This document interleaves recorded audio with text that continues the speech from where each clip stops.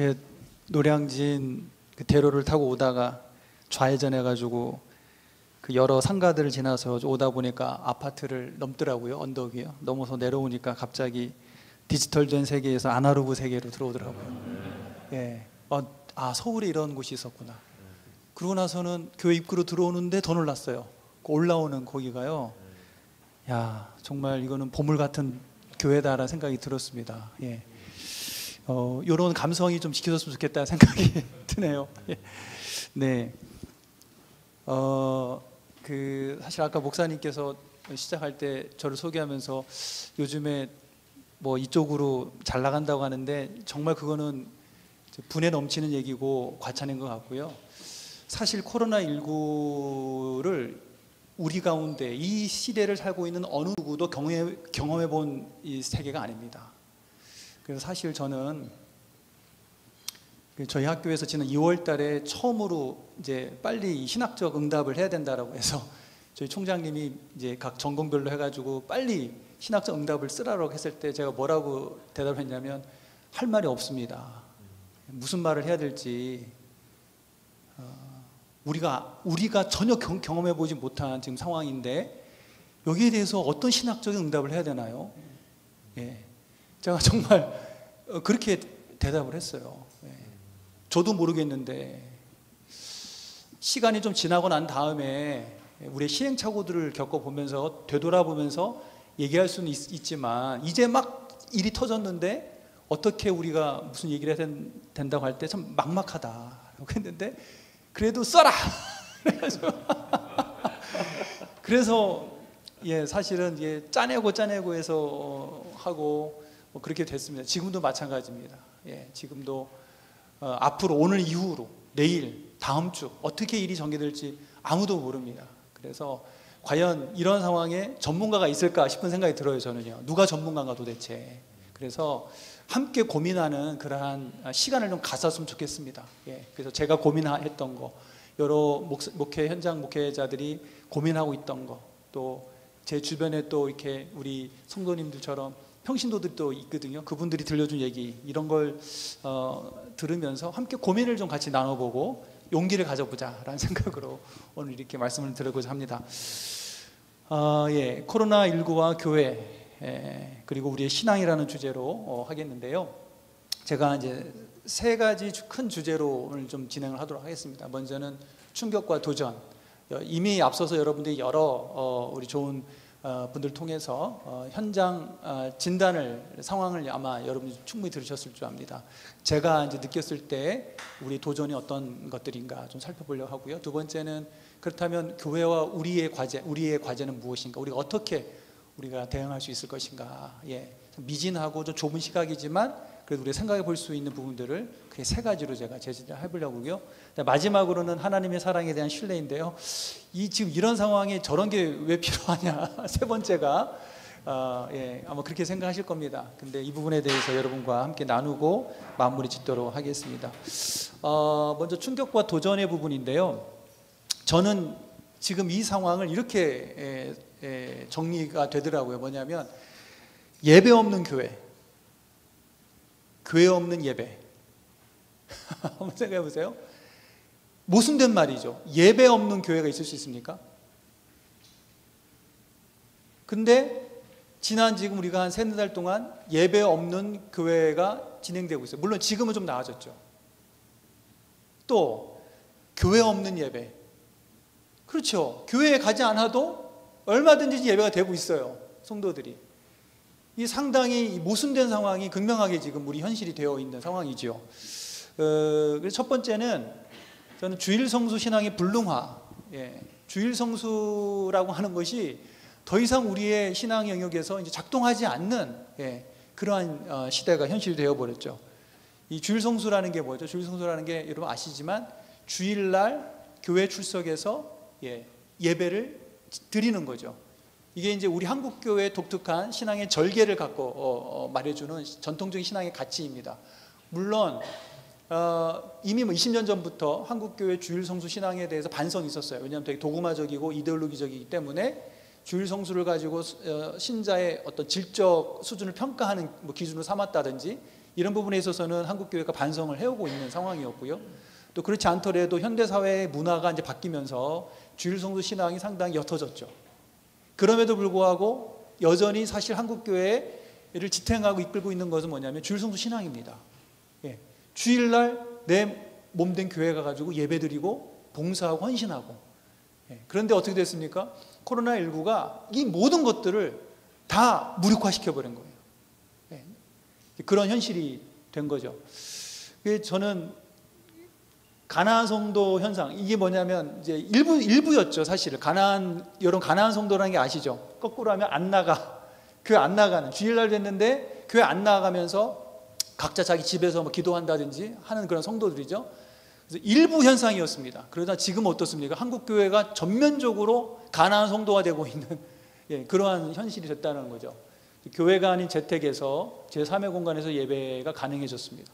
교회 없이 예배가 가능했다는 거죠. 그리고 두 번째는 뭐냐면 모이는 공간인 교회에 무용론이 등장합니다.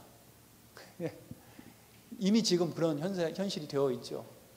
이 공간에 대한 부분인데요. 사실 이전까지만 해도 이 건물이 절대적인 개념이었습니다. 예, 사람이 모이는 공간에는 건물이 있어야 된다. 그래서 모이는 수만큼에 비례한 건물 면적을 생각을 하고 건축이 되고 했죠. 근데 지금 어떠냐면 그것이 깨져버려서 공식이. 예. 우리 여기 송학도 교회도 그렇겠지만 주일날 아까 제가 우리 김준태 목사님께 여쭤보니까 50% 선 정도 출석한다고, 그죠?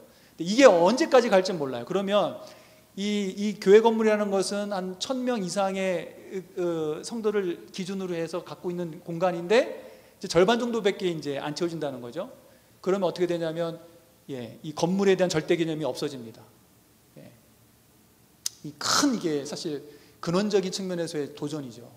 지금 한국 교회가 다 지금 인원수 대비 교인수 대비 비례해서 건물을 다 지어놓잖아요. 그러니까 이 관리비, 유지비 이제 이런 부분들이 이제 들어가게 되는 거예요.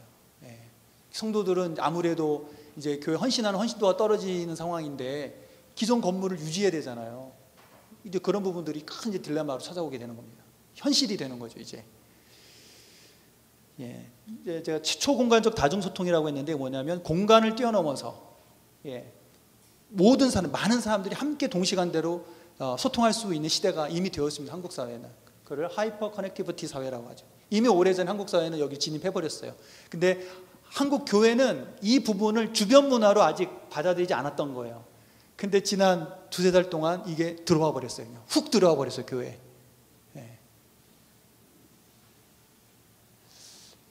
그 다음에 세 번째가 신자의 절대 시간인 주일에 대한 개념도 상대화되고 있습니다. 이제 온라인 예배드리고 온라인이 영상이 이제 유튜브나 어디 올라가 있게 되면 성도들이 어떻게 돼요? 주일날 어찌어찌 하다가 못 보면은 월요일날, 수요일날 영상 보겠죠. 제 지인 중에 그 평신도 분들이 많은데 제가 물어보니까 한두 달은 본인 열심히 했대요. 한두 달 아침에 일어나가지고 옷 새로 입고 다 입고 애들 앉혀가지고 했는데 한 달 지나고 두 달 때 딱 들어가니까 자기도 모르게 그냥 잠옷바람으로 밥상도 안 치우고 하고 있고 그게 아닌 걸 알면서도 집에 있다 보니까 그게 되더라는 거예요. 그러면서 이러면 안 되는데 싶은데 또 거기 생활에 젖어들더라는 거예요. 야, 그렇게 되면 제가 알기로 그분은 골수 교회 신자인데 근데 그렇게 되는 거예요. 그래서 뭐예요? 절대 시간 주일에 대한 상대적 인식이 확대됩니다. 이제 주일날 굳이 시간 엄수할 필요가 없어요. 그냥 올라온 영상 보고서 평일날 아무 때고 보면 되는 거예요. 자, 두 번째는 예배 유실입니다. 사실 우리가 예배를 드리고 있죠. 온라인상으로도 예배가 이제 송출이 되죠. 근데 사실 그게 예배냔 말입니다. 앞서서 많은 우리 교수님들이 얘기했겠지만 예배가 사실 실종됐다라고 봐도 과언이 아닙니다. 첫 번째, 공동체성이 해체가 됐습니다. 예배의 가장 중요한 게 공동체성입니다. 공동체성이라는 것은 남녀노소, 3세대가 함께 모여서 있는 신앙 안에서 모여서 하는 것이 예배입니다. 그런데 이제 지금 이것이 이제 되지 않죠. 흩어졌죠. 그래서 공동체성 자체가 보장이 되지 않기 때문에 우리 예배학적으로 보면 예배냐라고 할 때 그거는 예배라고 볼 수 없는 상황이 된 거예요. 네. 그 다음에 비현장화입니다. 예배가 예배일 수 있는 것은 현장이죠. 현장이 왜 중요합니까? 여러분 이제 다 느끼시잖아요. 온라인으로 집에서 예배 드리니까 예배 같습니까? 그게? 그렇지 않아요. 근데 왜 그런 것인가? 현장 속에서 우리가 하나님의 임재를 경험합니다. 이게 되게 중요해요. 현장성과 공동체성은 함께 있는 거예요. 현장 속에서 나와 다른 세대의 다른 분들과 함께 엮어져 있을 때 거기서 하나님의 임재가 현장화된단 말이에요. 이게 참 신비한 겁니다. 왜냐하면 하나님의 임재 경험 우리가 어떻게 말합니까? 보통 이렇게 얘기를 합니다. 예배드리는 현장 속에서 우리 내면의 울림이 있죠. 그렇잖아요.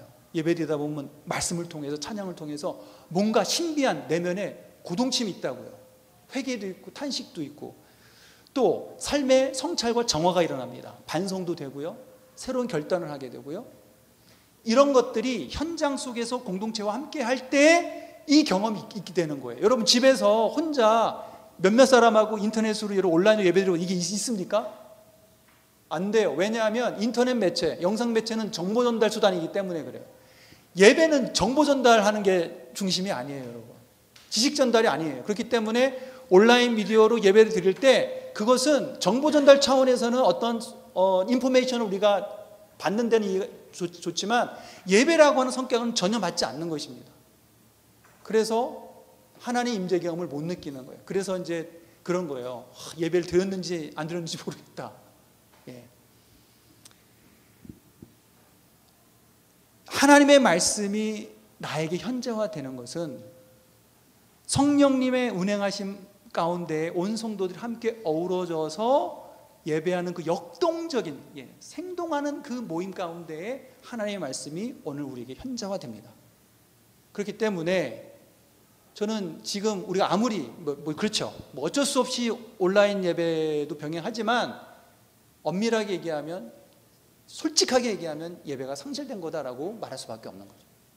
네. 그 다음에 예배자의 헌신과 드림의 속화라고 했습니다. 이게 뭐냐면 예배라는 것은 하나님께서 은총으로 자기를 내어주심이죠. 예배에서는 크게 5가지 하나님의 내어주심이 있습니다. 하나는 우리의 부르심. 그래서 예배가 예배 부름으로 시작하죠. 불러주심, 하나님의 행동. 두 번째 말씀해 주심, 설교죠. 그 다음에 하나님께서 성찬, 떡과 잔으로 내어주심, 자신을 내어주심. 그 다음에 네 번째가 강복하심, 우리에게 복을 내려주시오. 근데 여기서 끝나지 않아요. 하나 더 있어요. 파송하심이에요. 하나님께서 불러주셨기 때문에 파송해 주시는 거예요. 이 5가지가 예배를 엮어가고 있는 하나님의 주 행동입니다. 그런데 이제 하나님의 이 5가지 행동에 대한 응답이 뭐냐면 예배자의 헌신이거든요. 이 기도와 찬양과 고백과 이런 것들이 하나님의 그 은총의 행동에 대한 응답으로 나오는 거예요. 근데 그래서 예배자의 헌신과 드림이 예배의 아주 중요한 요소입니다. 근데 제가 이걸 뭐예요? 속화됐다, 세속화됐다라고 말하는데요. 한 예를 들자면 봉헌을 제가 말하고 싶은 거예요. 봉헌을 말한다는 게 상당히 참 민감합니다. 근데 사실 봉헌은요 예배행위입니다. 가장 예배에서 예배자가 자신의 삶을 하나님께 드리고 드리는 가장 구체적이고 가장 직접적인 상징 행위가 뭐냐면 봉헌이란 말이에요. 예. 교회라고 할 때 교회는 코이노니아죠. 예, 교제입니다. 2가지 측면의 교제입니다. 하나는 하나님과의 교제, 하나님과의 교제죠. 예, 하나님께서 말씀해 주시고 내가 응답하고 이 교제죠. 코이노니아. 2번째 이웃과 우리 성도들과 이웃과의 교제입니다. 이 2가지가 함께 있는 것이 예배인데요. 하나님의 말씀과 떡과 잔을 통해서 하나님과 우리가 교제를 한다고 한다면 원래 초대교회는 이 성찬에서 떡과 잔으로 드려진 봉헌물의 남은 것을 예배가 마친 다음에 이웃의 지역사회의 어려운 사람들을 섬겼단 말이에요. 예. 근데 그게 이제 봉헌의 의미가 들어가 있는 거예요. 그래서 코이노니아라는 것은 하나님과의 교제, 이웃과의 교제는 어디서 예배를 중심으로 해서 있어지는 겁니다. 자, 이런 측면에서 볼 때 헌금은 기부금이 아니라는 거예요. 기부금의 성격이 있죠. 그렇지만 왜냐하면 기부금은 내가 가진 것에서 드리는 거예요. 내가 가진 것에서 드리는 거고 어려운 사람 내가 도와주는 거예요. 그렇지만 이 봉헌은 기부금이 아닙니다. 왜? 사도 바울도 얘기했지만 고린도후서 9장 8절에 보면 하나님께서 나로 주신 것, 하나님께서 나로 넉넉하게 주신 것을 우리가 드리는 거죠. 감사로 드리는 거죠. 그래서 봉헌은 예배 행위거든요. 우리 개혁교회 예배에 4대 요소가 있습니다. 하나는 기도, 두 번째는 설교, 세 번째는 성찬, 네 번째가 봉헌이에요. 봉헌은 예배 행위입니다. 근데 어떻게 됩니까 요즘에? 예배 상황이 아닌 바깥에서 사실 봉헌이 상시적으로 이루어지죠. 그래서 어떻게 되냐면 마치 봉헌이 기부하는 것처럼, 내가 교회에 일정 투자하는 것처럼, 나의 어떤 지분이 있는 것처럼. 그 미국 칼빈 신학교 총장을 역임했던 그 제임스 드종이라고 하는 이제 그 신학자 이런 얘기를 합니다. 봉헌은 하나님의 능력에 의해서 하나님께서 주신 것에 감사한 응답으로 드리는 것이기 때문에 봉헌은 길거리에서 받는 것이 아니고 예배에서 드려지는 것이 마땅하다 이렇게 얘기했습니다.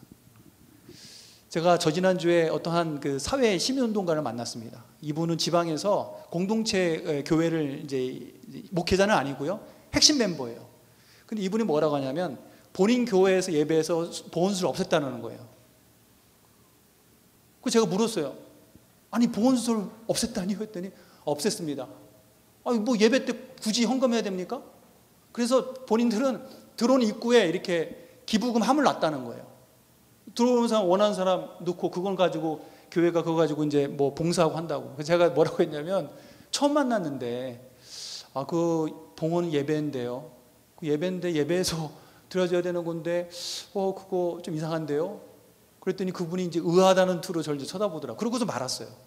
그 제가 그 이후로 곰곰하게 생각하게 된 거예요. 봉헌에 대한 문제는 그 사용에 대해서, 그죠? 봉헌을 교회가 어떻게 관리하고 사용하는 것에 대한 문제 때문에 이게 심각해진 거지, 우리가 잘 생각해 볼 필요가 있습니다. 그래서 저는 이제 지금 상황에서는 우리 온라인으로 뭐 드릴 수밖에 없고 그렇잖아요. 뭐 그런 방식들이 이제 다양해질 수 있는데 이거는 우리가 그래도 좀 고민을 해볼 필요가 있습니다. 예배라고 하는 예배 중요한 행위이기 때문에 어떻게 예배 안에서 이것이 드려지도록 우리가 교육하고 할 것인가에 대해서 우리가 좀 생각을 해볼 필요가 있다고 저는 봅니다. 물론 뭐 여의도순복음교회 같은 경우는 이미 오래전에 그죠? 이미 다 온라인으로 다 개서 송금하도록 다 해놨습니다. 뭐 할부로 드려도 됩니다. 뭐 카드도 됩니다. 다 이제 그렇게 했습니다. 했는데 자 넘어가 보겠습니다. 세 번째는 교회학교가 괴사되는 게 아닌가. 제가 너무 괴사라는 말을 써가지고 너무 그럴 것 같아가지고 퀘스천을 붙던 겁니다. 괴사일 수도 있고 아닐 수도 있고. 근데 이 성악대교회는 현재 어떤가요? 교회학교가요?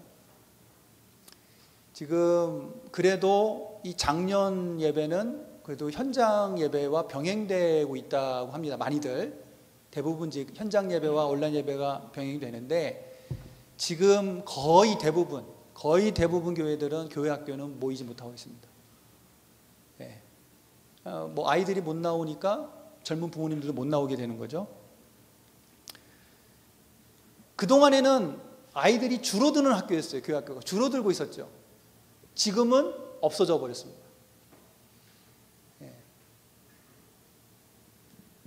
자, 그런 상황에서 온라인 예배의 신앙 돌봄과 예배 지도가 수월하느냐? 그렇지 않아요. 어른, 부모, 자녀 본인도 주일날 시간 맞춰가지고 예배 드리기도 어려운데 아이들 챙기기 안 됩니다.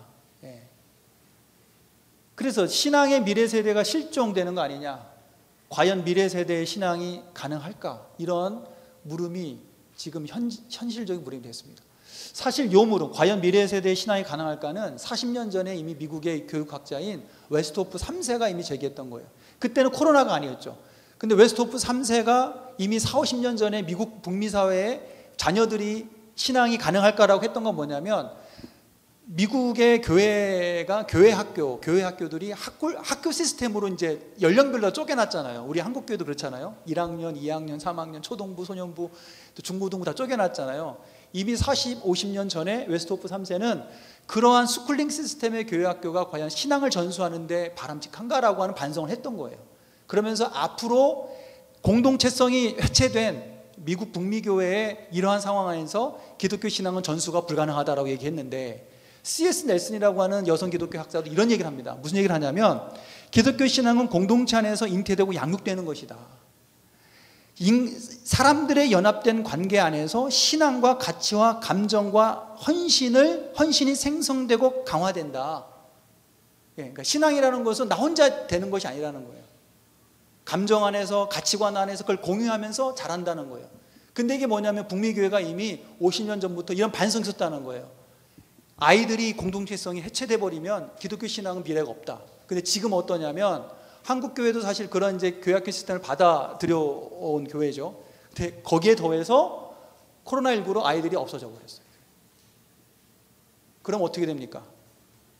과연 미래 세대의 신앙이 가능해지느냐? 심각한 퀘스천이죠. 그래서 신앙의 탈교회성이 이미 급속화되고 있습니다. 넘어가 보면, 자, 그러면 이제 여기까지 하고, 이제 우리의 과제는 뭐냐? 우리의 과제는 뭐냐? 교회와 우리의 과제. 저는 우리 교회됨의 본래성을 재확인해야 된다.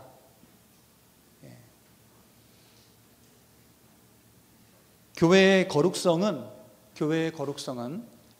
매주 하나님의 말씀에 둘러 모이는 성도들의 연합과 교제에 있다고 저는 말하고 싶습니다. 다시 한번, 교회의 거룩성은 매주 하나님의 말씀에 둘러 모이는 성도들의 연합과 그 교제, 거기에 교회의 거룩함이 있다. 이 얘기는 사실 루터가 앞서 얘기한 겁니다. 성도들의 교제라는 것은 복음의 말씀, 하나님의 말씀 안에서 성도들이 함께 나누는 영적 교제 안에서 그 거룩함이 묻어나온다, 이런 얘기를 했거든요. 그러니까 지금 우리가 뭐 새로운 어떤 대응 방안을 우리가 찾는 것도 급선무입니다. 그런데 아까 얘기했지만 대응 방안을 찾기는 쉽지는 않아요. 지금 다 처음 경험하는 세계이기 때문에. 그런데 그것 못지않게 중요한 게 뭐냐면 도대체 교회가 뭐냐라고 하는 이 부분에 대해서 우리가 그동안에 한 번도 진지하게, 사실 우리 신학교를 다니는 목사님들이나 우리 전도사님들이야 그런 질문을 받아보고 생각을 한번 하지만, 일반 성도님들은 교회가 뭐지? 교회의 정체성이 뭘까? 교회는 무엇 때문에 교회가 되는 거지? 라고 하는 것을 진지하게 멈춰서서 생각해 본 경험이 많이 없을 거예요. 저는 지금 이 시기가 그 과정이 돼야 된다고 생각을 합니다. 자, 교회라는 것은 원래 의미적으로 광야로 나온 자들의 모임이죠. 그래서 사도행전 7장에 보면은 광야교회라는 말 합니다. 스데반이 본인들의 선조들이 광야에 있을 때 광야교회라는 말을 씁니다. 교회라는 말은 뭐냐? 모임이다라는 거예요. 이게 히브리어로는 칼이고, 이 칼이라는 말을 헬라어로 바꿨을 때 에클레시아입니다. 같은 의미입니다. 바울은 이 광야로 나온 자들의 모임을 뭐라고 했냐면 그리스도의 몸이다라고 해요. 몸통이다. 뭐 하나다라는 거죠. 하나다. 여러 가지 지체가 있는데 연결되어 있다. 몸은 나눌 수가 없는 거죠. 기계가 아니라는 거죠. 살아있는 유기체라는 거죠. 몸통이다.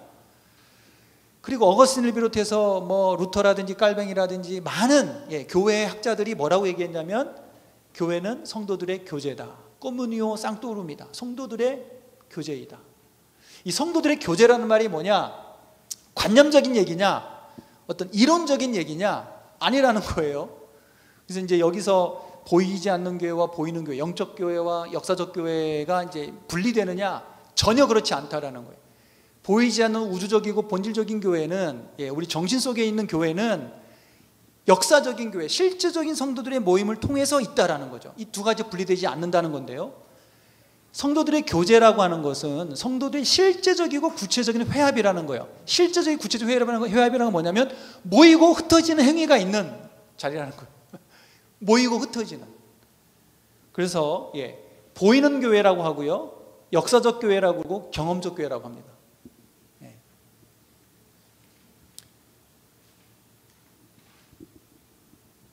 바르트의 말인데요. 바르트는 20세기 교회 신학자라고 불리는 사람입니다. 제가 뭘 잘못 눌렀네.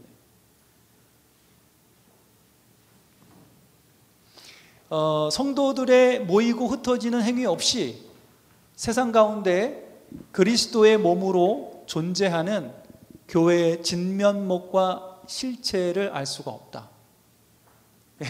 중요한 말을 했습니다.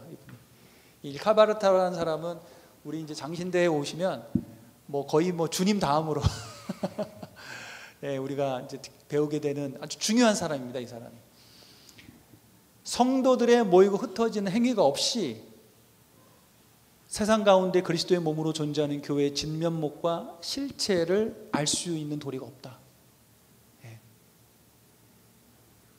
그래서 요즘에 진짜로 모이지 않는 교회를 얘기하는 사람들이 있어요. 모일 필요가 뭐가 있냐? 얼마든지 온라인으로 다 되는데 그거에 대해서 저는 지금은 지금은 못 모이지만 그렇게 얘기하면 안 된다라고 얘기합니다. 지금은 상황이 이렇지만 그렇게 얘기하면은 그건 교회일 수 없다라는 거예요. 교회가 아니다 그거는. 이거 한번 생각해 봐라. 그러면서 교회론적 가연설을 경계해야 된다고 합니다. 이게 뭐냐면 보이는 교회에 의미 없어. 안 모여도 돼. 역사적 교회 필요 없어. 모이고 흩어지지 않아도 돼. 교회는 있는 거야. 교회는 모이지 않아도 만나지 않아도 그냥 교회로서 있는 거야 라고 얘기하는 사람들이 그건 교회론적 이단이라는 거예요. 가연설이라는 겁니다. 가연설 뭐예요? 보이는 것은 진짜가 아니라는 거예요. 보이지 않는 것이 진짜다. 가연설은 교회사에서 그리스도의 인성과 신성과 관련돼 가지고 그리스도가 몸으로 나타났지만 그건 진짜가 아니다. 그리스도의 영이 진짜다. 이렇게 얘기하는 게 이단이거든요. 그러면서 바르트는 교회론적 이단이 있다. 그게 뭐냐?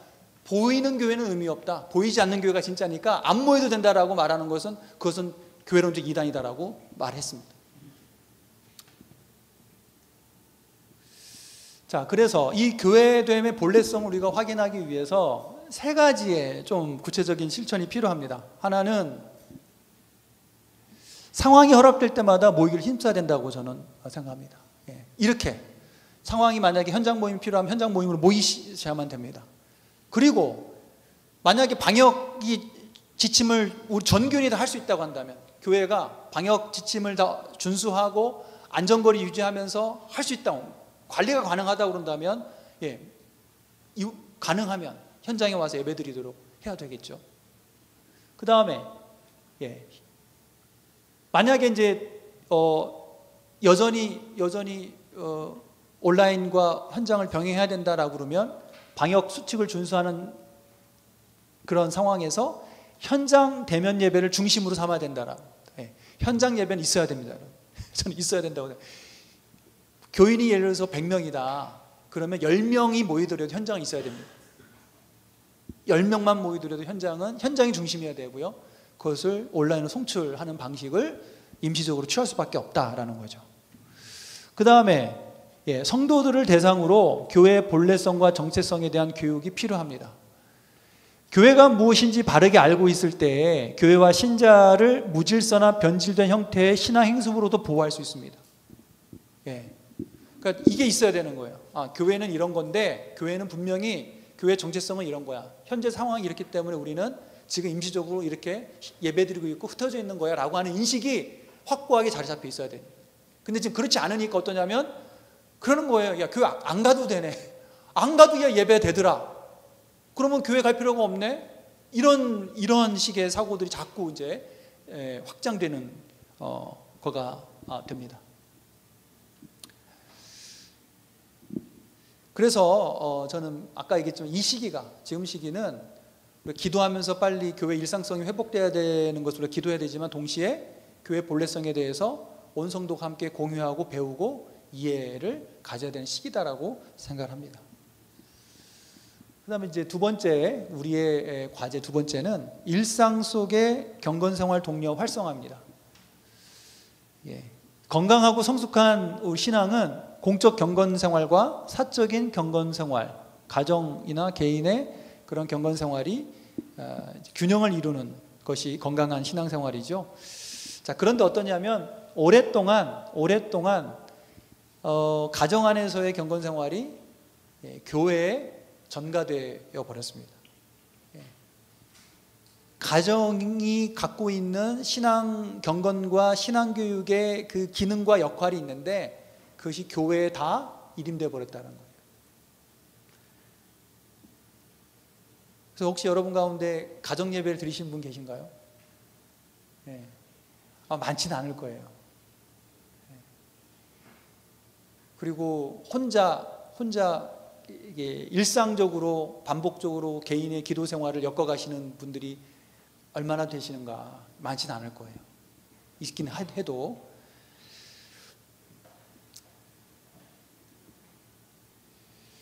자, 여기에 더해서 사실 이제 교회 학교가 한국 교회 성장에 지대한 영향을 끼쳤습니다. 교회 학교가. 예. 또 20세기에 교회 학교가 엄청나게 확장되고 발전했습니다. 근데 아이러니한 건 뭐냐면 교회 학교가 발전함으로써 가정의 신앙교육 기능이 약화가 됐다는 거예요. 왜요? 아이들 교회 맡기니까. 부모님들도 교회 와가지고 교회 들어오면서 아이들 교회학교 보내잖아요. 그리고 우리는 장년들은 장년 신앙생활 하잖아요. 그리고 집에 오후에 와가지고서 아이들은 집으로 오고 그러잖아요. 이게 이제 그렇게 된 거예요. 그래서 교회 학교의 문제라기보다는 교회 학교는 이제 그렇게 시스템이 있는데 그럼으로써 가정이 부모가 아이들 거기다 맡겨버린 경우가 돼버린 거죠.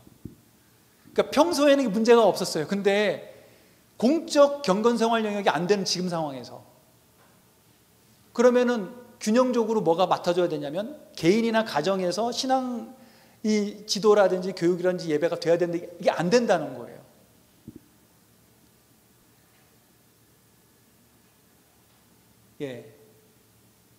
그 얘기를 하고 있죠. 교회 갈 수 없는 상황에서 가정도 역할을 못하고 있다. 온라인 예배를 드려도 엄마 아빠는 그냥 겨우겨우 하는데 아이들은 방에 들어가가지고 자기 할 일을 하고 있다. 통제가 되지 않는 그런 상황인 거죠. 그래서 아이들의 영적 보금자리나 영적 부모가 실제로 상실되어 버리고 있다. 그래서 그 어느 때보다도 가정이나 일상생활에서의 예배와 신앙교육, 기도생활이 중요해지는 때입니다. 어쩔 수 없어요. 그러니까 지금은 교회에서의 예배가 현장 예배나 모든 모임들이 원활해지지 않기 때문에 그러면 어떻게 해요? 교인들에게 가정에서나 개인적인 삶의 영역에서 경건과 기도생활을 할 수 있도록 교회가 이끌어줘야 되는 그런 책임이 이제 우리에게 있는 거죠. 자, 그렇기 때문에 그러면은 좀 우리의 과제가 실제적으로 우리가 해야 되는 과제들이 무엇인가 생각해 볼 수 있는 것은 일상 속 경건 생활을 위한 실제적인 안내와 도움을 제공해 줘야 되겠습니다. 그리고 두 번째, 일상 속 경건 생활을 위한 가정의 신앙 리더십을 양육해 줄 필요가 있다. 그렇죠. 그러니까 이 교회 안에 가정 단위로 우리 신앙생활 하고 있는 가정이 몇 가정이고 그 가정에서 리더로서 역할할 수 있는 사람이 아빠일 수 있고 아내일 수 있고 혹은 아들일 수 있고 다른 사람일 수 있어요. 옛날처럼 무조건 가장이 다 되는 건 아니죠. 그죠? 그러니까 그걸 파악하셔서 그분들을 1대1로 만나셔서 모으셔서 동기부여를 하고 리더십을 주고 가정에서 그러한 일상성 속에서의 경건생활을 할 수 있도록 독려해 줘야 되겠죠. 훈련을 해 줘야 되겠죠. 그래서 온 가족 함께 기도하기. 기도할 수 있는, 이전에도 이러한 동료가 있었죠. 그런지 지금은 더 절실하다는 거예요. 가정에서 온 가족 함께 기도, 인도할 수 있는 리더십이 필요하고, 함께 말씀을 읽고 나누는 리더십이 필요하고, 온라인으로 예배할 때 함께 예배하고 생활의 중심으로서 예배를 교육할 수 있는 가정의 리더가 필요합니다.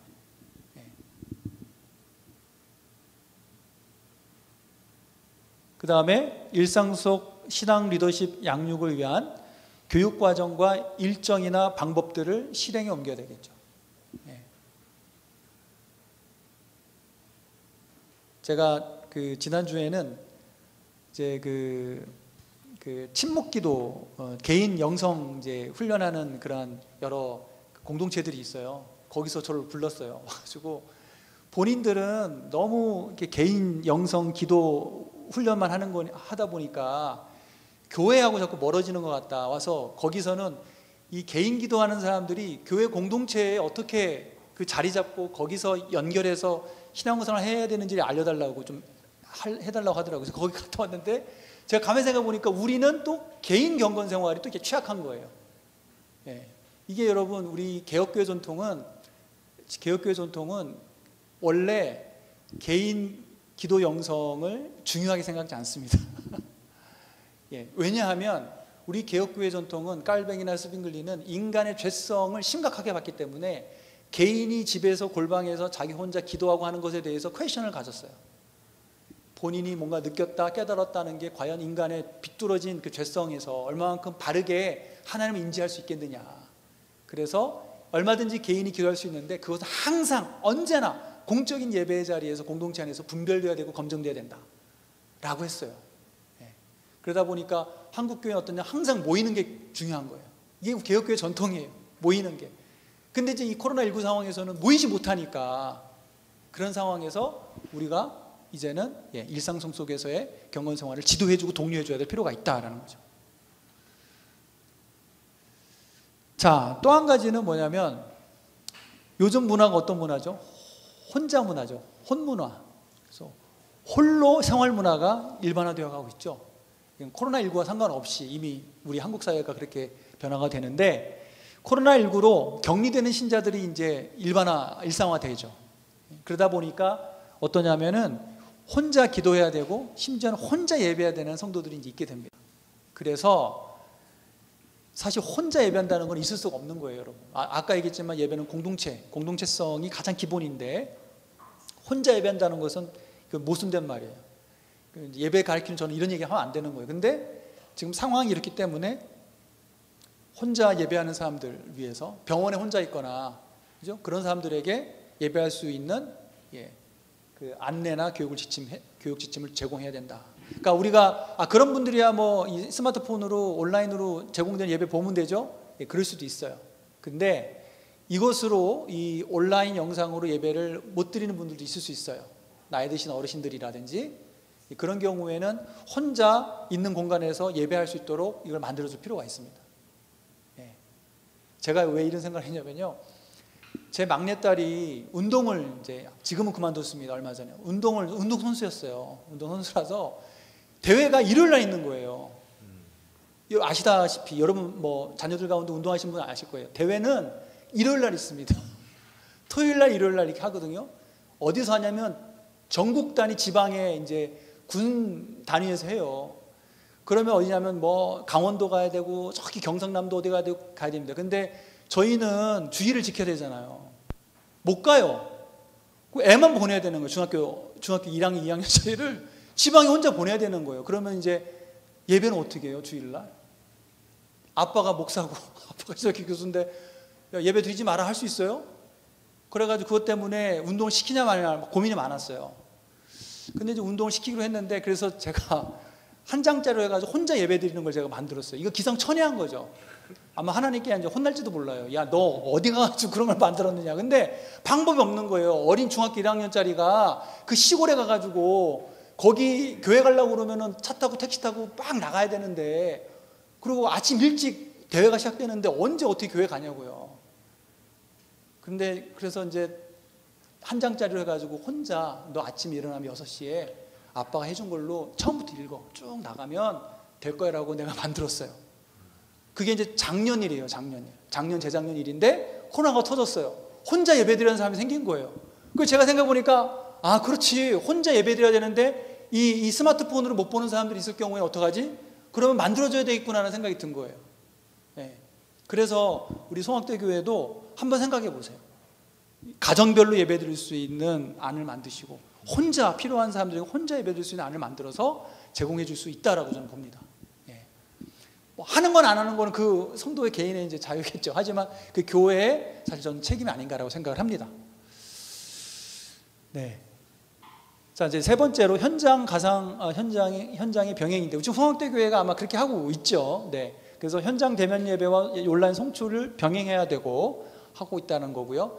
저는 이것은 코로나가 언제 종식될지 모르지만 종식되면 현장 예배로 저는 다 복귀해야 된다고 생각을 합니다. 이제 교회가 계속 이제 온라인을 가서 열어두게 되면 이제 지금 한 3달간 성도들이 지금 문화가 지금 이 생활이 이제 몸에 배웠거든요. 그렇기 때문에 코로나 종식이 되는데 교회는 계속 온라인 성출을 하게 된다 그러면 아마 안 돌아오겠죠. 이미 많은 성도들 가운데 있잖아요. 이걸 아셔야 돼요. 성악대 교인들 가운데 온라인 예배는 다른 교회 예배를 보고 있는 사람들이 많을 거예요, 여러분. 제 주변에서 다 그렇게 얘기해요. 나는 무슨 교회에 가서 그 예배 드렸다라고 얘기를 해요. 본인 교회가 있는데 왜? 온라인 예배 보니까 저 교회가 더 잘 해주더라. 그렇게 이미 되고 있더라고요. 저는 이 부분은 이제 모르겠어요. 우리 교단 차원에서 가이드라인이 좀 정해지면 좋을 것 같은 생각이 드는데, 코로나가 종식이 되면 교단적 차원에서 좀 이런 어떤 뭐 캠페인이나 어떤 가이드라인이 정해져야 되지 않나. 그렇지 않으면 너무 어려워질 것 같아요. 그런 뭐 우려가 있습니다만은. 자, 그 다음에 비대면 예배만 가능할 경우에는 형식을 간소화하고 내용의 질적 심화를 꾀해야 된다. 실제적으로 의미 있는 내용을 핵심으로 다뤄야 된다. 부분입니다. 그래서 뭐 온라인 미디어는 컨텐츠죠. 그래서 이제 뭐 현장 예배를 송출할 경우에는 다르지만 독자적으로 영상 녹화해가지고 내보내는 경우는 사실은 이제 설교 같은 경우도 10분 이상 가면 안 되고, 10분이 뭡니까? 5분이면 끝나요. 요즘에 여러분 유튜브 짤방 보면은 3분이면 길잖아요. 3분도. 안 그래요, 여러분? 사람들이 유튜브 열어가지고 15초 안에 결정해. 15초 안에. 내가 이거를 계속 볼 것인가 말 것인가. 왜 그러면은 흥미 없으면 바로 돌리면은 재미있는 무수한 영상들이 쫙 있으니까. 그러니까 저는 학교에서 이제 설교학도 가르치는데, 설교학 보통 이제는 영상 설교는 5분에 끝내라. 서론 빼고 본론으로 승부 봐라. 이렇게 얘기해야 될 판이 된 거예요. 하여튼 뭐 중요한 것은 내용의 질적 심화다. 형식적인 부분들은 과감히 간소화될 필요가 있다. 이런 부분이고요. 자, 여기서 한 가지 덧붙여서 온라인 성찬에 신중한 주의가 필요하다. 이 성악대 교회는 성찬을 혹시 하셨나요? 안 했죠. 지난 한 3-4달 동안 하여튼 그 심란했던 이슈가 있었습니다. 온라인 성찬에 대한 이슈가 하여튼 야단법석하게 한 차례 막 휘말아쳤었습니다. 그래서 어떤 교단에서는, 우리 교단 아닙니다. 어떤 교단에서는 온라인 성찬 해라, 괜찮다 이렇게 얘기한 교단이 있습니다. 어떤 교단에서는. 그리고 우리 교단 안에서도 토요일날 성도들에게 각각 마트에 가서 빵하고 포도주를 사게 하고, 주일날 각자 자기 식탁 앞에 떡과 잔을 두고 목사님이 이렇게 감사기도 하고 떼는 걸 보면서 본인이 준비한 걸 먹고 마시도록 한 교회들이 있습니다. 우리 교단 안에도. 이 부분에 대해서 이제 우리 교단의 어느 목회자는 이거는 그 교회 무질서의 단적인 면이다 이런 얘기를 했거든요. 제가 이제 신중한 주의라고 얘기를 했습니다. 자, 우리 성찬에서 그리스도의 몸과 그리스도의 죽음과 죄사함을 기념한다는 것이 어떤 의미냐? 그분의 죽음을 통해서 하나님이 이루신 참사랑의 삶에 참여한다는 것이 바로 이 의미다라는 거죠. 성찬의 방식이 이 참사랑의 정신을 담아내고 있습니다. 제가 이 얘기를 하는 건 뭐냐면, 온라인 성찬을 가능하다고 생각하는 사람들의 머릿속에는 어떻게 이해하고 있냐면, 요거를 내가 나에게 올 한 조각의 빵과 한 병의 한 컵의 잔을 내가 먹으면 돼. 요걸로 이해하고 있는 거예요. 그리고 내가 이것을 먹고 마시면서 주님의 죽음과 주님의 용서하심을 내가 머릿속으로 기억하면 돼. 이렇게 생각을 하기 때문에 개별적으로 집에서 각자가 하는 것이 가능해진다고 생각하는 거예요. 이건 크나큰 위험한 생각입니다. 성찬은 그런 의미가 아니에요. 그래서 제가 설명해 드리는 거예요. 요 의미는 요거라는 거예요. 참사랑의 삶에 참여한다. 성찬의 방식이 이 참사랑의 정신을 담아낸다. 조금 더 설명을 해드릴게요. 성찬의 온전한 의미가 뭐냐? 제가 이렇게 하나로 정리해 봤습니다. 그리스도의 한 몸으로 모인 성도들이, 한 몸으로 모여있는 성도들이 그리스도의 몸과 보혈을 의미하는 한 덩어리의 빵, 쪼개져 가지고 각자 배달되어 있는 한 조각의 빵 조각이 아니고 한 덩어리의 빵과 한 병의 잔을 함께 한 자리에서 나누어 먹고 마심으로 실제적으로 성도들의 한 몸, 곧 교회를 이루는 것이며, 여러분 회식하죠. 회식 왜 합니까? 함께 먹는 것만큼 하나가 되는 게 없잖아요. 여러분 가정에서 자녀들하고 오래간만에 만나면 뭐 해야 됩니까? 밥 먹어야죠. 싸우면 밥 먹습니까? 싸운 사람하고는 밥 못 먹어요. 여러분, 밥을 먹는다는 것은 하나가 된다는 의미예요. 예. 자, 성찬이라는 것은 주님의 식탁이에요. 자, 실제적으로 함께 먹고 마심으로 한 몸, 교회를 이루는 것이며, 이를 통해 분리되고 흩어진 성도들이 하나됨을 경험함으로 하나님의 복음의 진리인 사랑과 일치되는 거룩한 성례가 성찬입니다. 제가 앞장에서 얘기했죠. 성찬은 뭐예요? 죽음과 죄사함을 기념한다는 것은 참사랑의 삶에 참여하는 거고, 성찬의 방식이 이 참사랑의 정신을 담아낸다고 했잖아요. 그렇기 때문에 개별적인 공간에서 따로따로 목사님이 영상으로 보여주고 성도들이 집에서 먹는 거, 이거는 성찬의 의미에 반합니다. 위험한 거예요. 네. 그래서 온라인 성찬을 하고 있는 지금 교회들이라든지 교단은 심각하게 저는 이의를 제기하는 바예요. 신학적으로. 네. 성찬은 각기 흩어져서 먹는 혼식 혼밥이 아닙니다. 네. 그래서 성찬 안내를 드리자면, 성도들이 함께 모일 수 있는 환경을 기다리고 그때까지 유보하거나 지원하는 것이 맞습니다. 우리 개혁교회, 장로교회 신학은 언제라도 매주 성찬을 할 수 있고, 동시에 우리는 언제라도 유보할 수 있는 신학을 갖고 있어요. 우리는 카톨릭이나 정교회처럼 매주 성찬해야 되는 그런 신학이 아니에요. 우리는. 예. 그런 유연성이 우리에게 있는 거예요. 그 다음에 만약에 성찬을 하겠다 한다면 성찬을 몇 주간 연속적으로 진행한다. 만약에 6월 한 달 우리 송악대교는 5주간 성찬을 합니다 하고, 성도들 그룹별로 나누어서 성찬 현장에 순차적으로 참여하게 하여 원하는 모든 성도가 성찬에 참여토록 한다. 이 과정에서 현장 예배에 참여치 못하는 성도도 온라인으로 송출되는 성찬의 장면을 보면서 기도로 참여토록 한다. 예. 지금 가톨릭 교회라든지 아니면 성공회 같은 경우는 실질적으로 못 모이니까 교회에 와 있는 사람 중심으로 성찬을 하고, 그렇지 못한 성도들은 송출되는 영상을 보면서 기도하는 마음으로 참여하도록 합니다. 시킵니다. 그러니까 얼마든지 이런 방법이 있습니다. 예. 이런 방법이 있음에도 불구하고 후퇴요 집에서 각자 마트 가가지고 빵을 사가지고, 저는 좀 이해를 못하겠습니다. 이것은요, 저는 비즈니스라고 생각을 해요. 이런 시기에 벌써 개인용, 가정에서 하는 온라인 성찬식용 이 성찬 용기가 이미 판매되고 있어요, 여러분.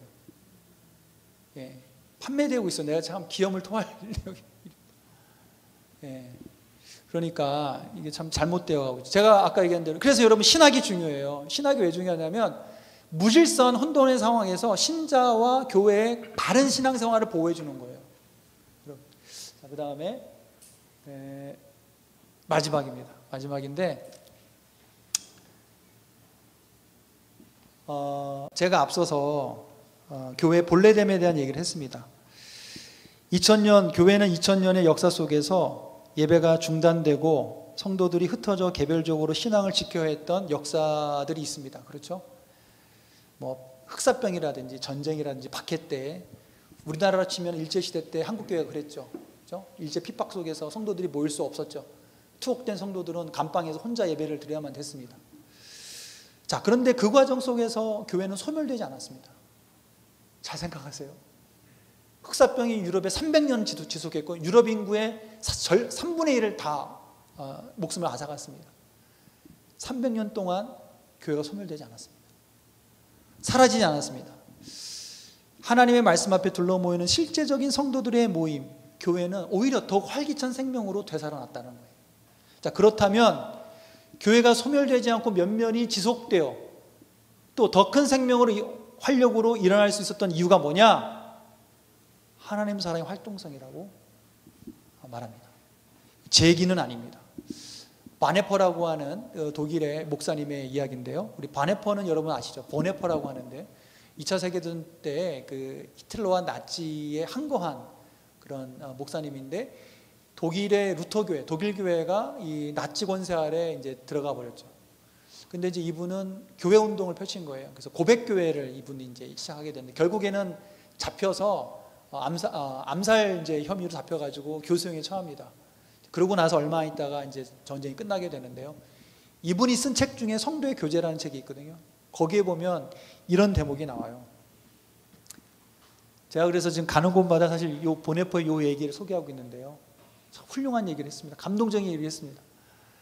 하나님의 사랑의 활동성이 뭐냐? 하나님의 사랑은 우리로 다른 사람들을 향하게 하고, 분리된 사람들을 모으고, 나와 남의 벽을 넘어 서로가 서로에게 속하며 함께 만나게 하고 사귀게 하고 교제의 공동체를 이루려는 의지를 북돋우는 힘이다.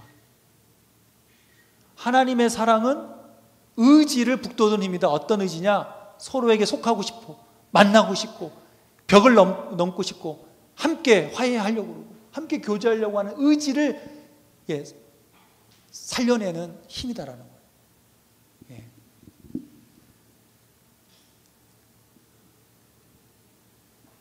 하나님의 사랑은 성도들의 삶에서 말씀으로 활동하죠. 그리고 이 말씀으로 활동하는 하나님의 사랑은 구체적으로 설교와 성찬의 형태로 우리 삶에 활동합니다. 자, 전통적으로 하나님의 말씀이 교회를 세운다라는 이 말은 하나님 사랑의 활동성을 말하는 것으로, 말씀의 실체가 세상의 창조와 그리스도의 삶에 나타난 하나님의 사랑이기 때문입니다.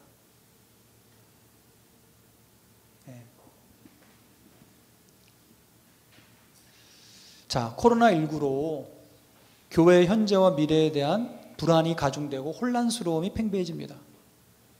그런데 이런 위기감은 사실 현 시대와 상황 안에 있는 인간인 우리 목회자와 성도들의 불안이고 혼란스러움이죠. 그렇죠? 하나님의 사랑은 여상하십니다. 하나님의 사랑은 여전하시고, 하나님의 사랑은 소멸치 않으시고, 하나님의 사랑은 멈추지 않습니다. 이사야서 40장 7절 말씀, 푸른 마르나 꽃은 시드나 우리 하나님의 말씀은, 하나님의 사랑은 영원히 서리라. 여러분, 남북이 분단된 지 70년이 이제 되죠. 분단되어 있는 상황 속에서 서로 저주하고 원망하고 원한을 갖고 있죠.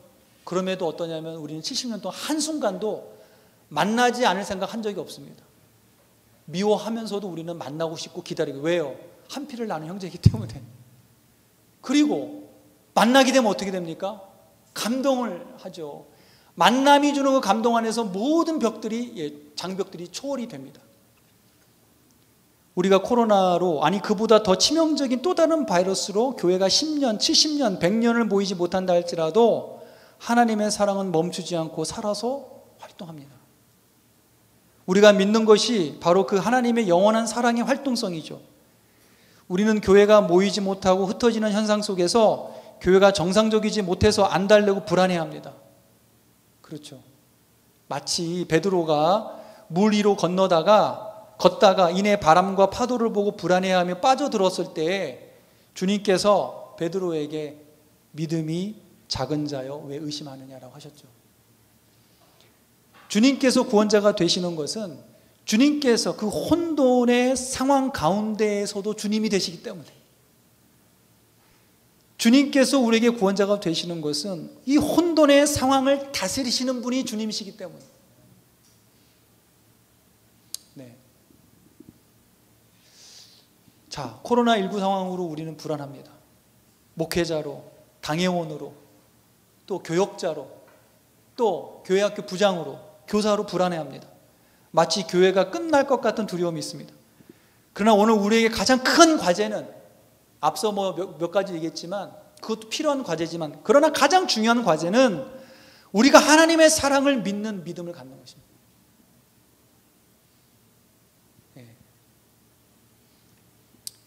제가 어제 한 그 성공회 교회 신부님을 만났어요. 이분이 그러더라고요. 제가 저런 대화를 하다가 이분이 그래요. 우리가 예수 믿는 사람 같지 않아요, 그러더라고요. 제가 이런 생각을 나누면서 그분이 그래요. 정말이지, 그렇지, 코로나가 우리를 집어삼킬 듯이 하고 있는데 우리가 어찌할 수 없지. 근데 하나님을 의지하고 믿기보다는 이 환경을 보고 있었네. 우리가 예수 믿는 사람 맞는가? 이런 생각을 하시더라고요. 그런 말을 저한테 하더라고요. 하나님 잘 믿어야 되겠다.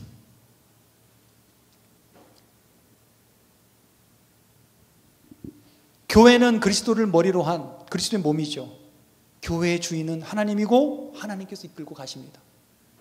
하나님의 사랑의 생명력으로 성도들의 실제적이고 구체적인 모임인 교회는 결코 소멸되거나 멈추거나 잊혀지거나 사라지지 않습니다. 하나님의 시간에 하나님께서 원하시는 그때에 또다시 교회는 들풀처럼 일어날 것입니다. 일어납니다. 저와 여러분이, 우리 목회자가, 당회원이, 교회학교 교사들이 하나님 사랑에 대한 흔들리지 않는 믿음 안에 거할 때 우리 교인들도 안심하는 거예요.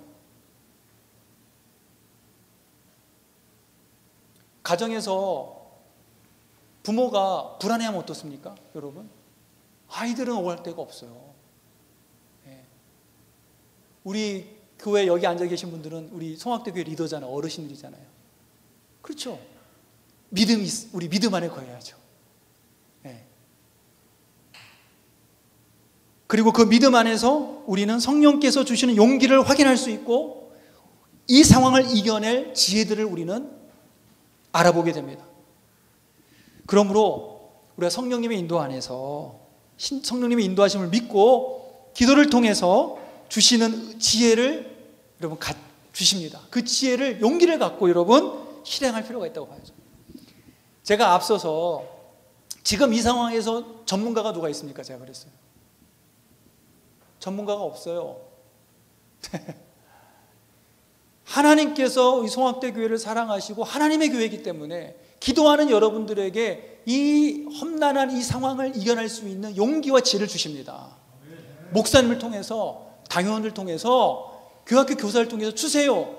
그러면 여러분 시행하세요. 시행착오가 있을 겁니다. 그러나 괜찮아요. 하나님은 우리보다 크신 분이에요. 비록 우리가 이렇게 저렇게 실수를 하고 큰 그림의 얼룩을 남겨도 우리 주님께서 아름다운 한 폭의 그림으로 완성해 가시는 것입니다. 그게 하나님 사랑의 활동성이고 우리는 그 하나님의 사랑을 믿는 것입니다.